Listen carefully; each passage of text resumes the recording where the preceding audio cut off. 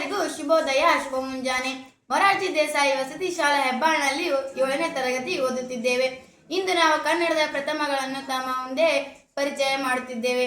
ಕನ್ನಡದ ಮೊದಲ ಮನೆತನ ಕದಂಬ. ಕನ್ನಡದ ಮೊದಲ ಅರಸ ಮಯೂರವರ್ಮ. ಕನ್ನಡದ ಮೊದಲ ಶಾಸನ ಹಲ್ಮಿಡಿ ಶಾಸನ. ಕನ್ನಡದ ಮೊದಲ ಆದಿಕವಿ ಪಂಪ.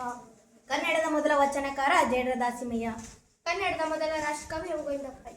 ಜ್ಞಾನಪೀಠ ಪ್ರಶಸ್ತಿ ಪಡೆದ ಮೊದಲ ಕನ್ನಡಿಗ ಕುವೆಂಪು. ಕನ್ನಡದ ಮೊದಲ ವೈದ್ಯ ಗ್ರಂಥ ಗೋವೈದ್ಯ.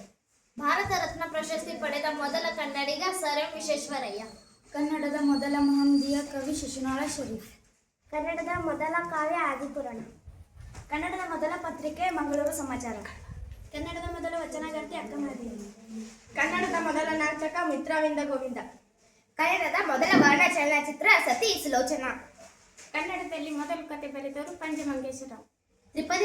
ತ್ರಿಪದಿ ಬಳಕೆಯ ಮೊದಲ ಶಾಸನ ಬಾದಾಮಿಯ ಕಪ್ಪೆರಭಟ್ಟನ ಶಾಸನ. ಧನ್ಯವಾದಗಳು.